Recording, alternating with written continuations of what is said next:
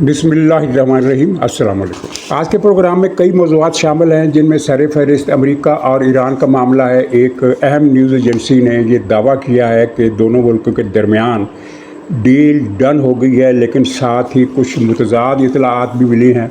और फिर ईरान के अंदर पासदारान ने इनकलाब और अदलिया के एक हुक्म पर हुकूमत ने अमल करने से इनकार कर दिया है।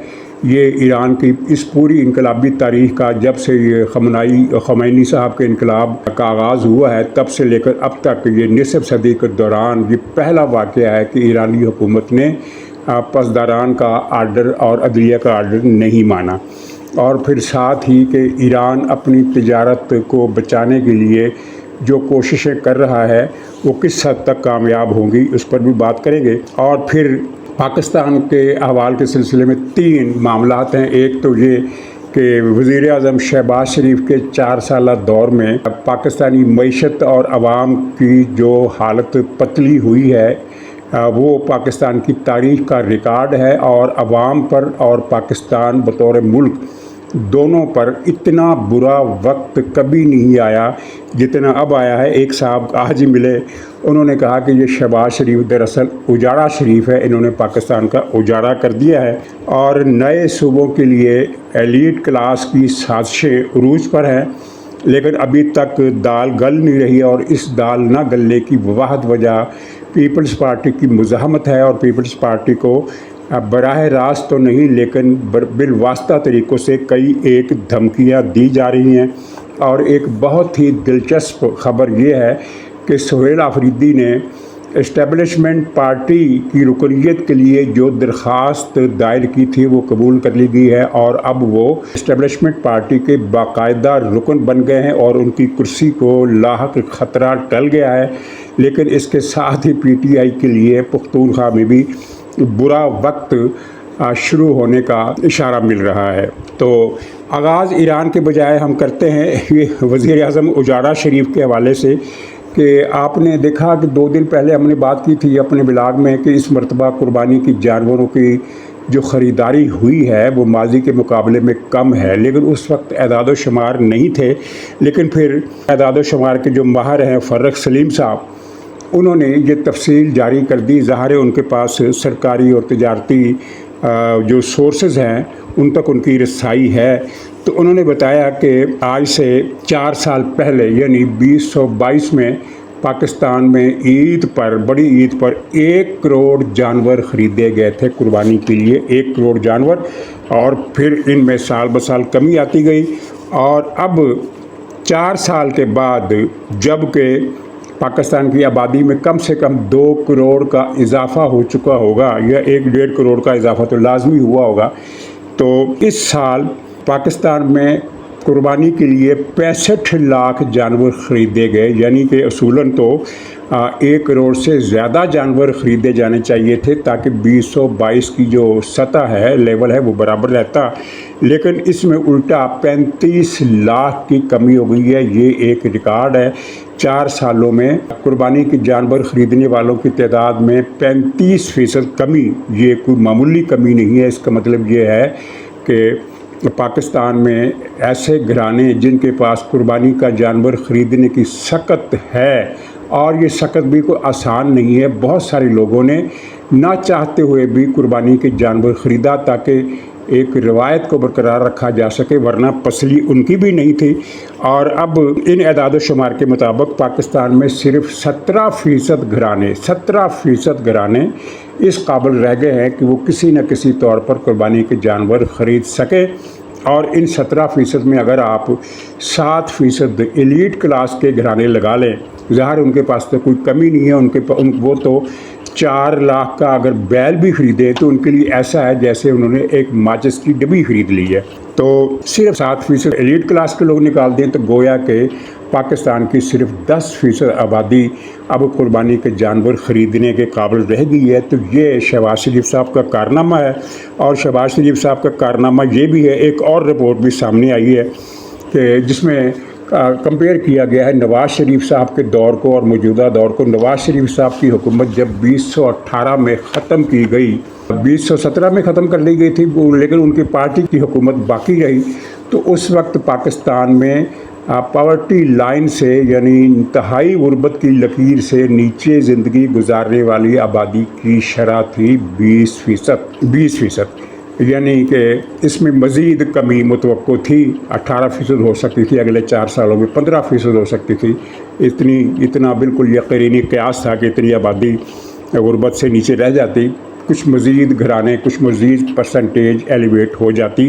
لیکن اس وقت صورتحال یہ ہے کہ پاکستان کی 50% سے زیادہ آبادی پاورٹی لائن سے نیچے لڑک گئی ہے، اور اب پاکستان دنیا کے ان چند ایک غریب ملکوں میں شامل ہو گیا ہے جن کی حالت پر دنیا ترس کھایا کرتی ہے۔ اگرچہ پاکستان ان ممالک میں شامل نہیں جن کی حالت پر ترس کھا کر لوگ امداد دیتے ہیں، اس لیے کہ سب کو پتہ ہے کہ پاکستان کو جو بھی امداد دی جائے گی وہ اس کی حکمران ایلیٹ کلاس ہڑپ کر لے گی، کھا جائے گی۔ اور مزے کی بات یہ ہے کہ پاکستان دنیا کا واحد ملک ہے جس میں لوگ کھربوں روپے کی کرپشن کرتے ہیں اور پھر کہتے ہیں کہ ایک دھیلے کی بھی کرپشن نہیں کی ہے۔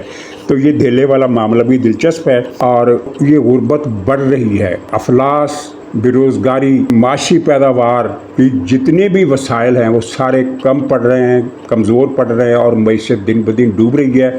اور آپ یاد کریں کہ جب عمران خان کی حکومت ختم ہوئی تھی تو پاکستان دیوالیہ ہونے کے قریب تھا۔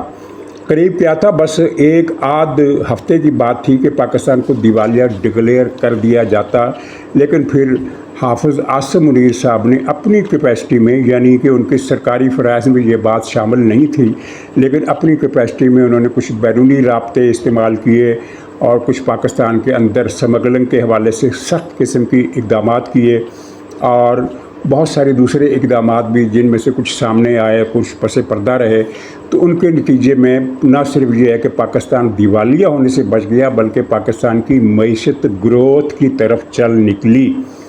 انہوں نے ایک سٹارٹر دے دیا، شہباز گورنمنٹ کو ایک سٹارٹر دے دیا، لیکن شہباز گورنمنٹ نے پھر اس کے بعد جو چاند چڑھائے وہ آپ نے دیکھے کہ اب پاکستان عمران خان کے دور سے بھی بدتر حالات میں چلا گیا ہے، اور یہ سب وزیر اعظم شہباز شریف اور ان کی ٹیم کا کارنامہ ہے کہ اس میں بہت ساری چیزیں ہیں۔ اگر تفصیل بیان کی جائے تو وہ پورا پروگرام ہی اس پر ختم ہو جائے گا، لیکن گندم کی برآمد درآمد کا ڈرامہ، چینی کی درآمد برآمد کا ڈرامہ، اپنے ساتھی اپنے گروپ کے صنعت کاروں کو نوازنے کا ڈرامہ، سرکاری وسائل ان پر خرچ کر دیے گئے، ایلیٹ کلاسز کی مراعات اور تنخواہوں میں اضافے کیے گئے، ان کے قرضے معاف کیے گئے، ان کو سبسڈی دی گئی، ان کو مراعات دی گئی۔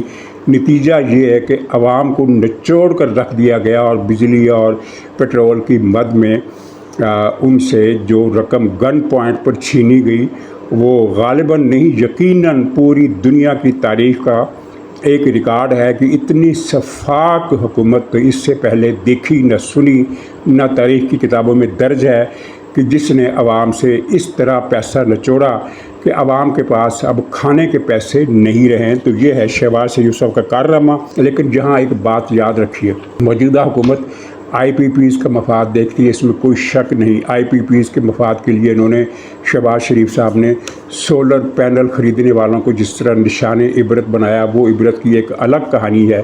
لیکن اس میں ایک بات یاد رکھنے کے قابل ہے کہ اس میں سب سے گھناؤنا کردار اس شیطان کا ہے جو اس وقت اڈیالہ میں قید ہے، یعنی کہ عمران خان۔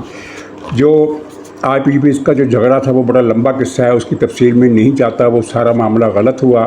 بے نظیر دور میں آئی پی پیز کو غلط ٹھیکے دیے گئے، غلط معاہدے کیے گئے، اور پھر نواز شریف کے دور میں بھی ان کی توسیع ہوئی، زرداری دور میں بھی ان کی توسیع ہوئی۔ لیکن ان سے نجات کا وقت آ گیا جب عمران خان کی حکومت آئی، کیونکہ اس وقت ان کے جو معاہدوں کی مدت تھی وہ ختم ہو گئی تھی۔ ان سے نجات حاصل کرنے کا ایک گولڈن چانس تھا جو عمران خان نے یہ ظلم کیا، یعنی جو تینوں حکمرانوں کے دور میں جو غلط کام ہوئے، خاص طور پر بے نظیر کے دور میں جنہوں نے یہ آئی پی پیز کو زیادہ ریٹ پر اور کیپیسٹی کی مد میں، جو دنیا میں کہیں نہیں ہے کہ کیپیسٹی کی مد میں پیسے دیے جائیں، یعنی کہ ایک کمپنی اتنی بجلی بنا سکتی ہے، وہ چاہے دے اس کا 1%، لیکن جتنی بجلی وہ بنا سکتی ہے اتنی بجلی کو اس کو پیسے دیے جائیں گے۔ یہ ظلم ہوا۔ عمران خان نے ان معاہدوں کو ختم کرنے کے بجائے تمام معاہدے رینیو کر دیے اور گویا کہ لوٹ مار پہلے سے زیادہ شروع کر دی۔ اب مصیبت یہ ہے کہ ہمارے میڈیا میں عمران خان کا ذکر ہی نہیں، حالانکہ اس کیس میں IPPs کے کیس میں سب سے بڑا مجرمانہ، گھناؤنا اور قاتلانہ کردار اسی شیطان کا ہے جس کا نام عمران خان ہے اور جو اڈیالہ جیل میں بند ہے۔ اچھا، اب دوسرے پاکستانی پوائنٹ پر یہ آ جائیں کہ نئے صوبے بنانے کی سازش، میں اس کو سازش اس لیے کہتا ہوں کہ یہ پاکستان کو تباہ کرنے کا پلان ہے۔ اس میں مختلف طبقات ہیں۔ ایک طبقہ وہ ہے تعلیمی اداروں کا جو یہ خواب دیکھ رہا ہے کہ 28ویں ترمیم کے نتیجے میں جب پاکستان ایک خودکار طریقے سے ٹوٹ جائے گا، ختم ہو جائے گا، تو اکھنڈ پنجاب بنے گا اور پھر ہمارے جو کیمپس ہے اس وقت ڈیرہ غازی خان میں ہیں، ملتان میں ہیں، پنڈی میں ہیں، سرگودا میں ہیں، فیصل آباد میں ہیں، سیالکوٹ میں ہیں، تو ان کی برانچیں پھر امرتسر، جلندھر سے لے کر پٹیالہ اور لدھیانہ، یعنی سارے مشرقی پنجاب اور سارے ہریانے میں جو کسی زمانے میں پنجاب کا حصہ ہوتا تھا، اور وہاں بھی پنجابی قوم اب بھی آباد ہے کافی بڑی تعداد میں، تو وہاں بھی ہمارے کیمپس کھلے گی۔ ان کا مقصد تو یہ ہے، لیکن بیوروکریسی کا مقصد جو نئے صوبوں سے ہے وہ کچھ اور ہے۔ وہ یہ ہے کہ بیوروکریسی اور ایلیٹ کلاس کے جو شہزادے سینکڑوں ہزاروں کی تعداد میں نئے تیار ہوئے ہیں اور ابھی زیر تباہ ہیں بہت سارے، تو ان کے لیے موجودہ سسٹم میں اسامیاں ختم ہو گئی ہیں۔ ظاہر ہے، مطلب کہ فرض کیجئے اعلیٰ اسامیوں کی تعداد 100 ہے، اور اس حالیہ عرصے میں پچھلے 2 اشروں میں ایلیٹ کلاس نے جو اپنی آبادی میں اضافہ کیا ہے، وہ اس کے مطابق ان کو اسامیاں چاہیے 600۔ اسامیاں 100 ہیں، ان کو چاہیے 600، تو باقی 500 بچے جو ہیں وہ بے روزگار پھرتے ہیں۔ ان کی نہ ان میں سے بیچارہ کوئی کمشنر بن سکتا ہے، نہ کوئی چیف سیکریٹری بن سکتا ہے، نہ ہائی کورٹ کا چیف جسٹس بن سکتا ہے، تو ساری اسامیاں پورے ہیں، ایک لمٹ ہے۔ تو جب نئے صوبے بنیں گے تو ظاہر ہر صوبے کا گورنر ہاؤس ہوگا، ہر صوبے کا وزیر اعلیٰ ہاؤس ہوگا، ہر صوبے کا سیکریٹریٹ ہوگا، ہر صوبے کی ہائی کورٹ ہوگی، ہر صوبے میں پھر نئے ضلع بنیں گے، کیونکہ جو موجودہ نقشہ نظر آ رہا ہے صوبے بنانے کا، تو ان میں تو ایسے صوبے بنیں گے جن میں 10 12 ضلع ہوں گے، تو 10 12 ضلعوں کا صوبہ بھی کیا ضلع ہوگا؟ چنانچہ وہاں ان ضلعوں کی تعداد بھی بڑھائی جائے گی، ایک ضلع کو 3 ضلعوں میں بنا دیا جائے گا۔ اسی طرح اس طرح ڈپٹی کمشنر، AC، پولیس افسر، ان کی سب کی اسامیاں بڑھیں گی، بے شمار اسامیاں نکلے گی، اور ان کی لالچ کی جو ہوس ہے وہ پوری ہو جائے گی، اور ان کے شہزادے شہزادیاں ایک عرصے کے لیے روزگار میں لگ جائیں گے۔ سوال پیدا یہ ہوتا ہے کہ اگلے 25 برسوں میں جب یہ شہزادے شہزادیاں مزید بچے جنم دیں گے اور ان شہزادے شہزادیوں کی تعداد کئی 100% زیادہ ہو جائے گی، تو پھر ان صوبوں میں سے مزید صوبے بنیں گے، یعنی یہ اب 32 صوبے بنانے کا پروگرام ہے، تو گویا کہ 164 صوبے اور بنائیں گے پھر۔ تو یہ ان کی لالچ ہے، کرپشن اور اقتدار شہزادے شہزادیوں تک منتقل کرنے کے لیے ان کو نئے صوبے چاہیے، چاہے اس چکر میں پاکستان ختم ہو جائے۔ اور خیر سے جو شہباز شریف صاحب ہیں، ان کو گربا چیف بننے کا اتنا شوق چڑھا ہوا ہے کہ وہ آگاہ دیکھ رہے ہیں نہ پیچھا دیکھ رہے ہیں، بکٹٹ دوڑے جا رہے ہیں ایک ایسی راہ پر جس کے نتیجے میں پاکستان ڈس انٹیگریٹ ہو سکتا ہے، اور یہ صورتحال ہے۔ لیکن فی الحال یہ سازش کامیابی کی طرف نہیں بڑھ رہی، کیونکہ پیپلز پارٹی واحد پارٹی ہے جو ڈٹ گئی ہے، اور اس کی ڈٹنے کی وجہ چاہے آپ اس کا خلوص سمجھ لیں، چاہے اس کے نظریات سمجھ لیں، چاہے اس کی مفاد پرستی سمجھ لیں، جو بھی آپ سمجھ لیں، مفاد پرستی سے مراد میری یہ ہے کہ اگر وہ نئے صوبوں کی سازش کو تسلیم کرتی ہے تو سندھ سے اس کا صفایا ہو جائے گا۔ تو اس کو آپ چلیے خود غرضی کہہ لیں، مفاد پرستی کہہ لیں، لیکن پیپلز پارٹی کی مزاحمت ابھی اتنی زیادہ ہے کہ وہ یہ سازش پروان نہیں چڑھ رہی، اور اب PTI کو براہ راست رابطے PTI سے کوئی نہیں کر رہا۔ شہباز شریف صاحب بھی نہیں کر رہے، اشرافیہ کے ترجمان ایاز صادق بھی نہیں کر رہے، اشرافیہ کے ترجمان خواجہ آصف صاحب بھی نہیں کر رہے، لیکن میڈیا کے ذریعے، میڈیا میں جو مسلم لیگ نون کے پاکٹس ہیں وہ پیپلز پارٹی کو دھمکا رہے ہیں اپنے پروگراموں کے ذریعے کہ یہ ہو جائے گا، وہ ہو جائے گا، زرداری کا خاتمہ ہو جائے گا، بلاول کا خاتمہ ہو جائے گا، یہ چیزیں کر رہے ہیں۔ پیپلز پارٹی کچھ نہ کچھ ڈری سہمی بیٹھی ہے، لیکن وہ اس بات پر قائم ہے کہ ہم نے ریزسٹ کرنا ہے، اور یہ بات جو ہے ساتھیوں کے لیے کافی پریشان کن ہے۔ اچھا، آفریدی کی خبر بہت ہی دلچسپ ہے۔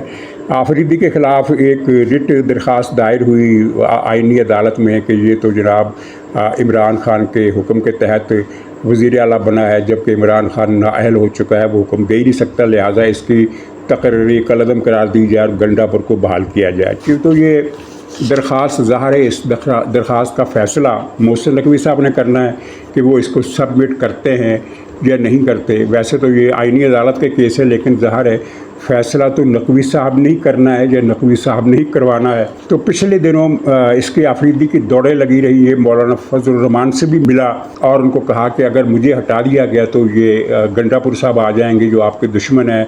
फिर ये आला इस्टेब्लिशमेंट के आला तरीन अफसरों से जो पख्तूनख्वा में तवज्जुहात थे उनसे भी मुलाकातें की और तावन का यकीन दिलाया। फिर ये मोहसिन नकवी से 2 मरतबा मिला वज़ीर दाखिला से, और उस मुलाकात में मोहसिन नकवी ने इनको वो याद दिला दिए वो तकरीरें और खिताबात जिनमें ये कह रहा था कि अब पाकिस्तानी झंडे को, अब पाकिस्तानी कौमी तिराने को देख कर कोई सलाम नहीं करता। इस तरह के इसने शैतानी किस्म के अपना जहन ज़ाहिर किया था। तो वो चीज़ें भी दिखाई। इस पर सोहेल आफरीदी ने माजरत खाना अंदाज़ इख्तियार किया और कहा कि दहशत गर्दी के ख़िलाफ़ जो भी ऑपरेशन होंगे दिलो जान से प्रोएक्टिव हैसियत में मैं उसकी मदद करूँगा, उसमें साथ दूँगा, आपको आइंदा शिकायत का मौका नहीं मिलेगा। और फिर ये इसने दूसरे जो 2 अफसरों से मुलाकातें की हैं उनमें इसने दरख्वास्त की कि मुझे चीफ साहब तक मुलाकात का मौका दिया जाए, उनसे रब्ता मेरा कराया जाए, मैं हर सूरत आपका वफादार रहूँगा। यानी कि उसने बीच में से इमरान खान का नाम ही काट दिया। ये मुलाकातों की तफसील है। अब वैसे बताने वाले तो बहुत सारी बातें बताते हैं कि जनाब इनमें दहशत गर्दी के ख़िलाफ़ बात हुई, बेशक हुई, लेकिन वो किस तनाज़र में हुई? वो इस तनाज़र में हुई कि आइंदा आपको शिकायत का मौका नहीं मिलेगा, दहशत गर्दी के ख़िलाफ़ मैं आपसे पूरा तावन करूँगा। और इमरान खान की बात चंद मिनट के लिए ज़रूर हुई, लेकिन वो सिर्फ़ उसकी बहनों को मुलाकात का मौका देने या इजाज़त देने के नुक्ते तक महदूद थी। इससे ज़्यादा इमरान खान के हवाले से कोई बात नहीं हुई। लेकिन बाकी सारी मुलाकातों के दोनों मुलाकातों में नुक्ता एक ही था, वफ़ादारी का यकीन दिलाना। और इतला ये है कि उसकी दरख्वास्त कबूल कर ली गई है और उसे कहा गया है कि जो गंडापुर करते थे वही तुम्हें करना होगा, और जिस तरह गंडापुर से हमें कोई हकीकी शिकायत नहीं थी, इस तरह हमें तुमसे भी कोई हकीकी शिकायत नहीं होनी चाहिए, इसका यकीन दिलाया गया है। और इतला ये है कि अब इसकी वजारत आला को ख़तरा टल गया है, ख़त्म नहीं हुआ। ख़त्म इसलिए नहीं हुआ कि वो जो मोहसिन नकवी के सामने आइनी दरख्वास्त पड़ी हुई है इमरान खान के हुक्म के हवाले से कि गंडापुर का इस्तीफ़ा जो है वो कलअदम करार दिया जाए, तो वो मोहसिन नकवी साहब किसी भी वक्त अपनी राय तब्दील करके अगर ये देखें कि ये सोहेल आफरीदी यकीन दहानियों पर पूरा नहीं उतर रहा, तो वो किसी भी वक्त उसका फ़ैसला सुनवा सकते हैं। तो सोहेल आफरीदी बहरहाल इस्टेब्लिशमेंट को प्यारे हो गए, PTI को अमलन वो दागे मुफारकत दे गए। अब वो तकरीरें करें या PTI के लोग PTI के अंदर जो उनके हामी हैं वो उनकी उज़्र ख़ाही करें या उनके मुखालिफ उन्हें गालियाँ दे, PTI के अंदर जो है जो भी है वो इस्टेब्लिशमेंट को प्यारे हो चुके। एक्सियोस ने ये रिपोर्ट दी है कि अमेरिका और ईरान के दरमियान मुफाहमती सौदा मुकम्मल हो गया है, डील फाइनल हो गई है, मसौदा तकमील पा चुका है। अब लेकिन साथ ही ख़बर ये है कि इसकी मंजूरी ना तो सदर ट्रंप दे रहे हैं और ना ही ईरानी हुकाम दे रहे हैं। अगर मंजूरी दोनों में से कोई भी नहीं दे रहा तो इस डील को डन डील कैसे कहा जा सकता है, ये सवाल अपनी जगह है। दूसरी तरफ ये जो डील उसने लीक की है उसमें ये लिखा गया है कि ईरान फौरी तौर पर हुर्मुज़ को खोल देगा, इस पर कोई टैक्सेशन नहीं लगाएगा, इस पर किसी का कंट्रोल नहीं होगा। लेकिन ईरान ने बयान दिया है कि हुर्मुज़ पर हमारा कंट्रोल होगा। ये इस बयान इस डील की खबरें आने के बाद दिया गया। तो जब हुर्मुज़ पर ही इत्तेफाक राय नहीं है तो फिर ये डील कैसे होगी। और दूसरा पॉइंट, ईरान का ये बयान सामने आया है कि मुज़ाकरात में एटमी प्रोग्राम सिरे से शामिल ही नहीं है, यूरेनियम का इशू जो है इसमें इस पर कोई बात नहीं हो सकती। जबकि एक्सियोस जो मसवदा सामने लाया है उसमें ये लिखा गया है कि ایٹمی مسئلے پر مذاکرات ہوں گے، یعنی ایٹمی مسئلے کو مذاکرات کے ذریعے نمٹایا جائے گا۔ اور کیسے نمٹایا جائے گا وہ صدر ٹرمپ نے ایک پریس کانفرنس میں، یہ بڑی اہم پریس کانفرنس تھی، روٹین کی بات چیت نہیں تھی، بلکہ یہ مارکو روبیو کو ساتھ بٹھا کر ٹرمپ نے پریس کانفرنس کی اور اس میں کہا کہ یورینیم ہم لیں گے اور یورینیم لینے کے عوض ایران پر کوئی پابندی ختم نہیں کی جائے گی، نہ ہی اسے کوئی افزانہ دیا جائے گا، اور یہ بھی کہ ایران کے جو اثاثے منجمد بھی کیے گئے ہیں وہ ان کو جو بحال کرنے کا مطالبہ ہے اسے بھی تسلیم نہیں کیا جائے گا۔ تو پھر یہ ڈیل کیسے ڈن ہوئی؟ اس دوران امریکہ اور ایران میں جھڑپیں بھی ہوئی ہیں۔ امریکہ نے ہرمز کے علاقے میں، ہرمزگان صوبے کے ساحل پر اور ہرمز کی آبنائے کی ارد گرد کے علاقے میں 2-3 دنوں کے اندر دوسرا حملہ کیا، اور اس مرتبہ ایک ڈرون ساز فیکٹری تباہ کی ہے اور کچھ ڈرون طیارے بھی گرائے ہیں، جبکہ ایران نے جواب میں یہ کہا ہے کہ اس نے امریکہ کے ایک ہوائی اڈے کو نشانہ بنایا ہے۔ اشارہ کویت میں امریکہ کے ہوائی اڈے کی طرف ہے، لیکن ایران کے بیان میں یہ نہیں بتایا گیا کہ کویت میں قائم اس امریکی ہوائی اڈے کو کوئی نقصان پہنچا یا نہیں پہنچا۔ ایران نے اس کی تفصیل، اس کا ذکر نہیں کیا ہے، اور کویت اور امریکہ نے بھی کسی بھی نقصان کی کوئی رپورٹ نہیں دی ہے، بلکہ کویت نے یہ کہا ہے کہ جو حملہ کیا گیا تھا، کچھ ڈرون طیارے آئے تھے، 4 ڈرون طیارے اور ایک بیلسٹک میزائل، تو ان 5 کو رستے ہی میں گرا دیا گیا۔ یعنی کویت کے بیان کو اگر صحیح مانا جائے تو اس کا مطلب یہ ہے کہ وہ اڈے تک، ہوائی اڈے تک نہیں پہنچے، نہ تو ایران کا ڈرون طیارہ کوئی وہاں پہنچا، نہ ہی اس کا بیلسٹک میزائل پہنچا۔ تو یہ جھڑپیں جاری ہیں اور لگتا ہے کہ یہ جھڑپیں آئندہ بھی ہوتی رہیں گی۔ امریکہ کا کہنا ہے کہ یہ جنگ نہیں ہے، یہ تو دفاعی اقدامات ہیں۔ دفاعی اقدامات کا مطلب یہ ہے کہ ہرمز پر کنٹرول بڑھانے کے لیے امریکہ نے جو پالیسی بنائی ہے اس کے تحت یہ سلسلہ جاری رہے گا، اور ہرمز کی جو ایرانی ناکہ بندی ہے اس نے ایران کو کیش کے بحران میں بڑی شدت کے ساتھ دھکیل دیا، اور اب ایران جو ہے وہ شمال کی طرف کچھ انحصار بڑھانے کی کوشش کر رہا ہے۔ شمال سے مراد ہے کہ ترکستان کے ذریعے یورپ سے تجارت کرنا چاہتا ہے۔ ترکستان سے مراد ترکمانستان کا بارڈر ایران سے ملتا ہے، اور یہاں سے مشہد سے ریلوے لائن ترکمانستان میں داخل ہوتی ہے، اور ترکمانستان کی ریلوے لائن آگے پھر ازبکستان اور قازقستان کے ذریعے ادھر مشرق میں چین اور مغرب میں روس، مشرقی یورپ، مغربی یورپ، سارا سلسلہ نیٹ ورکنگ جڑی ہوئی ہے، اور ایران پورے یورپ کے ساتھ آسانی سے تجارت کر سکتا ہے۔ لیکن مسئلہ پھر وہی ہے کہ یہ ریل کی تجارت اتنی مہنگی تجارت ہوگی کہ ایران کو اس کا کوئی فائدہ نہیں ہوگا۔ یعنی جو چیز سمندری تجارت کے ذریعے 100 روپے میں بکتی ہے وہ ٹرین کی تجارت کے ذریعے 200 میں بکے گی، تو جب 200 میں بکے گی تو وہ مارکیٹ سے آؤٹ ہو جائے گی، مارکیٹ میں اس کا خریدار نہیں ملے گا۔ البتہ چین کو کچھ نہ کچھ پیمانے پر وہ تیل ضرور بھیج رہا ہے، لیکن وہ بہت ناکافی تیل ہے۔ تیل سے بھری بوگیوں والی ایک ٹرین ہر ہفتے ایران سے تو چین جاتی ہے، لیکن ظاہر ہے یہ ایک بہت ہی معمولی حصہ کیش کا اس سے ملتا ہے۔ تیسرا انحصار وہ کر رہا ہے کیسپین کے ذریعے روس کے ساتھ تجارت کی، تو لیکن روس کو ایران کا جو مال چاہیے، یا ایران کے جس مال کا وہ خریدار ہے وہ اتنا کم ہے کہ اس سے بھی ایران کی کوئی مدد نہیں ہو سکتی۔ مطلب یہ ہے کہ ایران کا جو کیش پرابلم ہے، یعنی اس کے کیش کے ذخائر ختم ہو گئے ہیں، تو ان کو بھرنے کی کوشش ابھی تک کامیابی سے نظر نہیں آتی۔